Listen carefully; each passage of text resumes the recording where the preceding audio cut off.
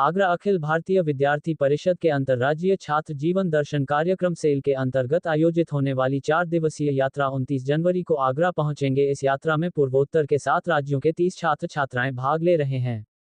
आगरा आगमन पर सील यात्रा का भव्य स्वागत किया जाएगा। 29 जनवरी को ये यात्रा प्रातः 8 बजे के करीब टूंडला रेलवे स्टेशन पर पहुंचेगी। उसके बाद होटल राष्ट्रदीप पर उनके जलपान और विश्राम की व्यवस्था रहेगी। उसके बाद सभी सील यात्रा के सभी प्रतिनिधि ताजमहल भ्रमण के लिए जाएंगे। तत्पश्चात शाम को सभी प्रतिनिधियों को मेजबान परिवारों में भेज दिया जाएगा। 30 जनवरी को सील यात्रा का शैक्षणिक भ्रमण कार्यक्रम रहेगा, जिसके अंतर्गत डॉक्टर भीमराव अंबेडकर विश्वविद्यालय सेठ पदमचंद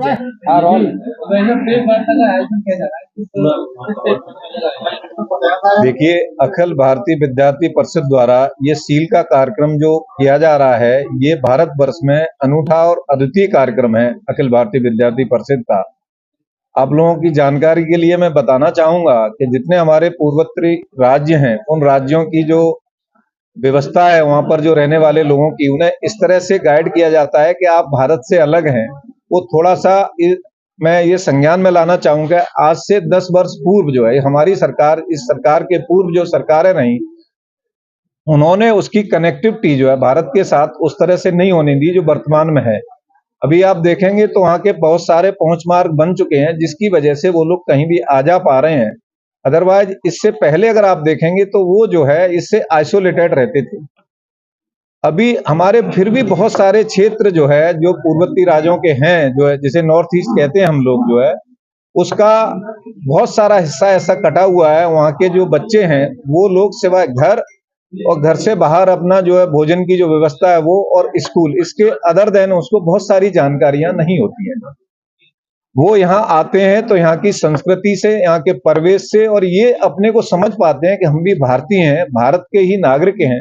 ये एक बहुत बड़ा कार्यक्रम अखिल भारतीय विद्यार्थी परिषद द्वारा उन्हें ये परिचय करा देना कि आप भी भारतीय हैं और भारत के एक अंग हैं, ये बहुत ही विशेष कार्य है। इसके लिए मैं भारतीय विद्यार्थी परिषद की जितनी प्रशंसा करूं उतना कम है। तो ये कार्यक्रम के तहत हमारे जो 30 विद्यार्थी आगरा को आवंटित हुए, 30 विद्यार्थी आएंगे, उनको ये लोग टूंडला में पहले स्वागत करेंगे। टूंडला से वहां से यात्रा के स्वागत समिति के अध्यक्ष है। अंतर्राज्यीय छात्र जीवन दर्शन जो प्रकल्प है अखिल भारतीय विद्यार्थी परिषद का, 1966 से काम कर रहा है।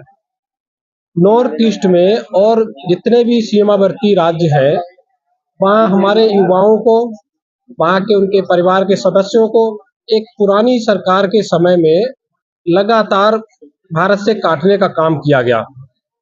उनको ऐसा महसूस होने लगा कि वो भारत के अंग ना होके चीन और अन्य जो भी देश है उनके निकट है, तो वो उनके उसमें जुड़े हुए हैं, उनके अंग हैं।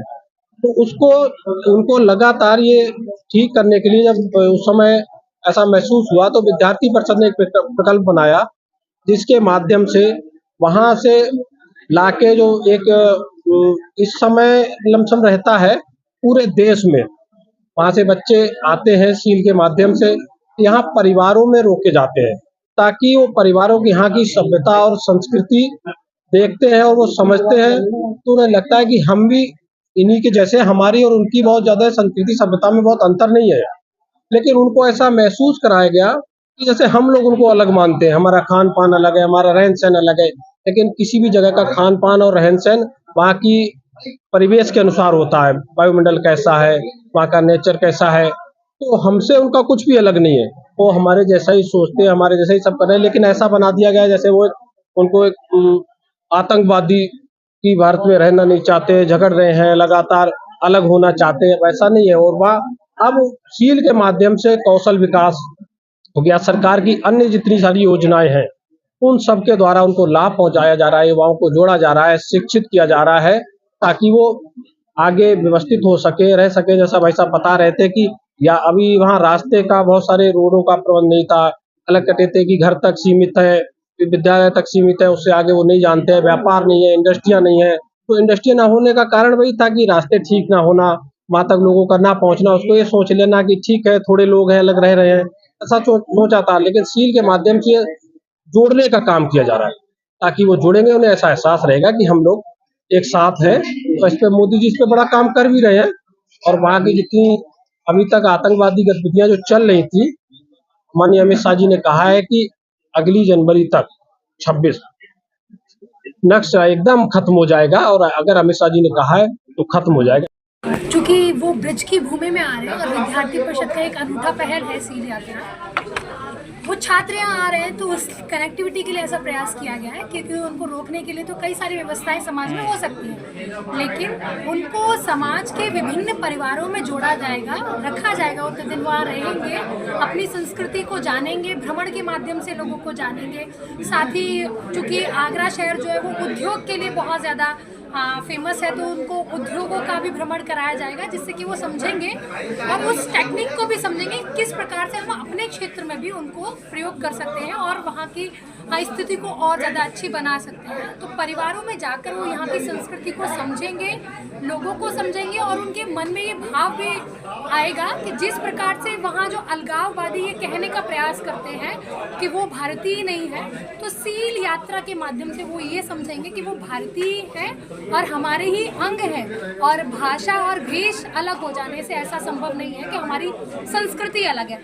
हम सभी समान हैं और विद्यार्थी परिषद सदैव राष्ट्रवादिता को आगे बढ़ाती है, तो विद्यार्थी परिषद ने राष्ट्रीयता की भावना को आगे बढ़ाने के लिए कार्य कर रही है। मैम, होटल में ना रोककर उन्हें घर में रखा जा रहा है, तो क्या मोटिव है? उसका मोटिव यही है कि हमारी संस्कृति को जाने। जहां अलगाववादी ये कहते हैं कि अरे वो आपको यहाँ ले आकर पता नहीं आपके विचारों को परिवर्तित करने का प्रयास करेंगे जबरन, तो उनका यह है कि यहाँ की संस्कृति को समझें कि हम सभी समान हैं। हम आपको समाज के प्रति या आपके वेशभूषा के तौर पर आपको अपने देश से विभिन्न नहीं समझते। हम सभी एक देश के वासी हैं, हम समान नागरिक।